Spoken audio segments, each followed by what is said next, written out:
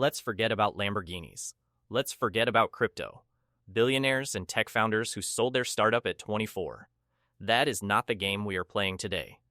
Today, I want to talk about one specific number. Not 100,000, not a million, not even 50,000. That number is $10,000. And if you are 25 years old and you have $10,000 sitting in your account right now, I need you to stop whatever you are doing and understand something that most people in their 40s and 50s would give anything to go back and hear. You do not have a small amount of money. You have a weapon. Most people your age look at $10,000 and feel behind. They scroll through social media and see people their age buying cars, taking trips to Bali, flexing designer clothes, and they think, what is $10,000 going to do for me? That thinking is exactly why most people are broke at 45. Here is what I want to show you today. That $10,000 in your hands at your age is not just savings. It is a slingshot. And right now, you are standing at the exact moment before you release it. The question is, do you know how to aim? Let me give you a physics lesson that your school never taught you. There is a concept called escape velocity. When NASA launches a rocket into space, the first 2 minutes of ignition burns more fuel than the rest of the entire journey combined, not because the rocket is broken, but because in those first moments, it is fighting the hardest thing it will ever face, the full weight of Earth's gravitational pull. For most people's financial life, $0 to $10,000 is that launch phase. That is your gravity well. And here is the brutal truth about living inside that gravity well. When you have less than $10,000 saved, your financial life is fragile in ways you do not even fully feel yet, because you have adapted to the fragility. Think about it. When you have 1 or 2,000 in your account, every unexpected expense is a potential catastrophe. Your phone screen cracks, and suddenly you are stressed for a week. Your car needs a repair, and you are dipping into rent money. You get a small medical bill, and you put it on a credit card because there is no other option. And once the credit card comes out, the gravity gets stronger. Interest compounds against you. Monthly minimums eat your paycheck. You are not building, you are surviving. This is what I call the poverty tax, and it is invisible. Banks charge you fees because your balance is too low. Landlords charge late penalties because payday is 3 days away. You buy the cheaper version of everything, the shoes that fall apart, the tires that wear out faster, because you cannot afford quality. Poverty is expensive. Being broke costs more than being comfortable. Most 25-year-olds are living in this exact zone right now, and they do not even realize they are not moving forward. They think they are just living life. But you clawed your way to 10,000. You already broke through the first layer of atmosphere. What happens next is different. Completely different. Let me tell you about 2 people. Call them Alex and Jordan. Both are 25. Same city, same job, same monthly salary, same skills. Co-workers, actually pretty good friends. The only difference is this. Alex has $400 in his checking account and $1,100 in credit card debt. Jordan has $10,000 in a high-yield savings account. Now, their manager walks in one Tuesday afternoon and tells them both that the company needs them to work this Saturday. Unpaid. If they have a problem with it, they can speak to HR. Here is what happens inside Alex's head. His pulse jumps. His brain goes into survival mode almost instantly. He thinks, if I push back, maybe they cut my hours. If they cut my hours, I miss rent. If I miss rent, I am calling my parents again. So he says, with a small nod, yeah, no problem. He is not agreeing because he thinks it is fair. He is agreeing because he cannot afford to disagree. Now Jordan. Same request. Same manager. But something different is running in. Jordan's background. The thought is not, what if I lose this job? The thought is, I have $10,000. I have 6 months. I have options. So Jordan looks up calmly and says, I'm not going to be able to make Saturday work. Can we talk about another solution? Jordan does not quit. Jordan does not even get fired.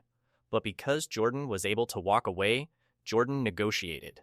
That is called refusal power.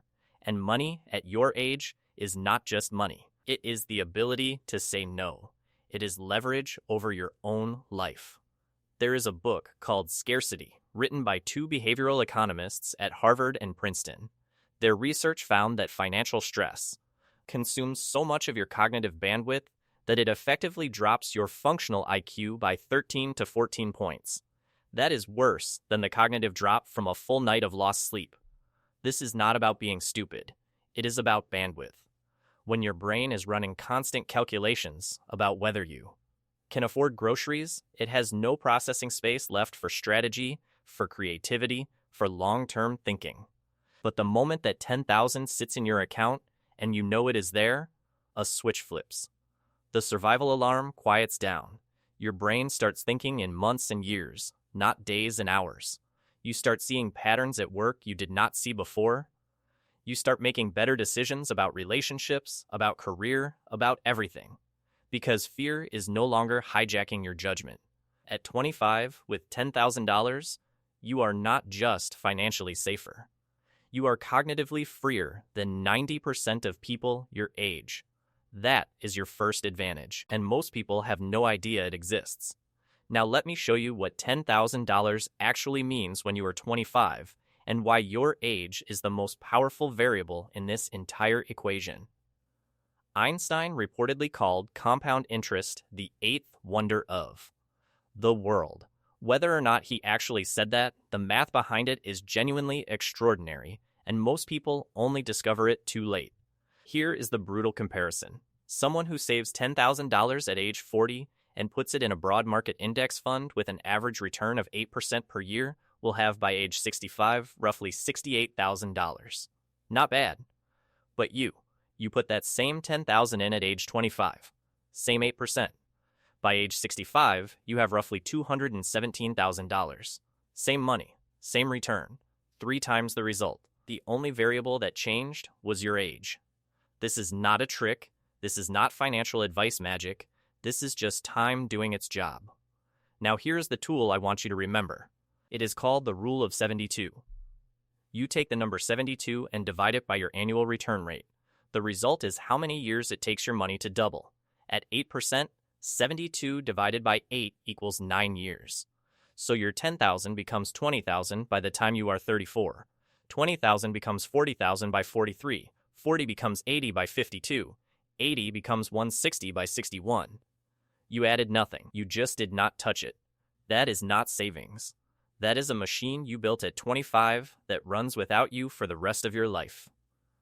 But here is where most people destroy this. When the base feels small, and 10,000 does feel small when you compare it to millions, people get impatient. They think a 10% return on 10,000 is only $1,000. Who cares about $1,000? So they start chasing options, meme stocks, whatever crypto coin. Someone in a YouTube comment said would go 100x, and here is the mathematical reality of that thinking. You cannot afford a 100% loss more than once. You cannot recover from zero. But a 100% loss on $10,000 means you are back to fighting the gravity well again. Back to being fragile. Back to saying yes on Saturday when you mean no. Before $100,000, your primary job is not to win. Your primary job is to not lose. Defense. Accumulation. Patience. This is the chapter most people skip, and it is exactly why they stay broke. Statistics show that a large number of ordinary people have touched $10,000 in savings at some point in their life. So why do most of them end up with nothing? Because they hit what I call the great filter. Here is how it works. You have been disciplined. You have been eating at home, saying no to nights out, skipping the subscription upgrades, picking up extra shifts. And one day, you look at your account and you see it, $10,000. And your brain does something dangerous. It says, you earned this. You worked for this. You deserve a reward. And right on cue, almost like the universe is testing you, something appears. Maybe it is a trip your friends are planning. Maybe it is a new phone. Maybe it is a car. Maybe it is just 1,000 small purchases over 3 months that all feel justified. You sign off on it. And that 10,000 quietly disappears. Not in one dramatic moment, just slowly. The way savings always drain when you stop paying attention. And here is what makes this so painful. You do not just go back to zero. You go back to zero with the memory of what 10,000 felt like, and now frugality is even harder because you know the alternative. You have tasted the comfort, the discipline that got you there feels impossible to rebuild. This is the crab bucket effect, and it is coming from two directions. From inside, your own psychology, rewarding past effort by spending, the capital that was supposed to build your future. From outside, the people around you who feel uncomfortable watching. You pull ahead. They will say money is meant to be spent. They will call you cheap. They will say you only live once. They are not bad people. But their words carry the weight of a claw dragging you back into the bucket. To pass through this filter, you need to make a decision that is almost philosophical in nature. You need to decide that this money is not a reward for your past. This money is a seed for your future. You do not grind seeds into flour and eat them. You plant them. You protect them. And you wait. The people who pass the great filter are not the ones with the most discipline. They are the ones who genuinely understand what that money actually represents. It represents the version of you at 40, 50, 60 who either has options or does not. All right, you have survived the filter. 10,000 is still yours. Here is exactly what to do with it.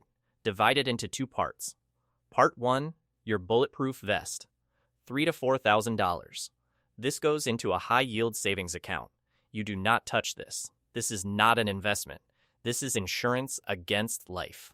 When your car breaks down, this is what stops you from going into debt. When you get sick, this is what stops you from ignoring it because you cannot afford a doctor.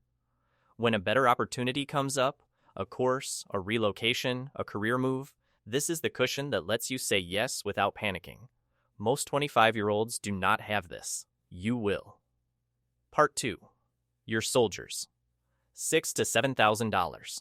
This goes into a low-cost index fund that tracks the broad market. I am talking about something like VU or VITI, funds that own a tiny piece of every major company in America. You do not need to pick stocks. You do not need to read earnings reports. You do not need to watch charts. You are not trying to find the needle. You are buying the entire haystack. You just let it sit. You let it compound. You add to it every month, even if it is $100, even if it is $50. And the third piece, this is the most underrated investment available to any 25-year-old. Invest in yourself. Take $1,000, not from your soldiers, set it aside, and spend it on a skill, a certification, a course, a tool that increases your earning power. Not your follower, not your aesthetic, your income. Here is the asymmetric math on that. If you spend $1,000 on a skill that raises your salary by $500 a month, that is $6,000 a year. That is $60,000 over 10 years from $1,000. No legal financial instrument on earth offers that return, but human capital does it regularly. Now, 3 things you must absolutely avoid. First, do not use leverage. Do not borrow money to invest. I do not care what the return looks like on paper. One bad month in the market and you get liquidated. You lose everything and you still owe the money. Second, do not touch derivatives. Options, futures, leveraged ETFs, these are tools for professionals with risk controls and capital. Reserves. You walk in as a learner and exit as a cautionary tale. Third, do not feel pressure to buy a house yet just because everyone says you should. At $10,000, a down payment will drain your entire buffer and your soldiers in one move. You will go from having refusal power to being a hostage to a mortgage. Be patient.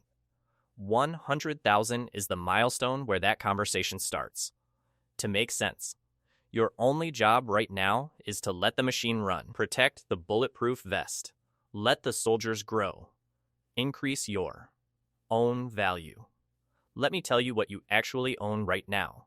It is not just $10,000. It is 40 years of compounding. Every single person who reached 50 with financial freedom will tell you the same thing. I wish I had started earlier.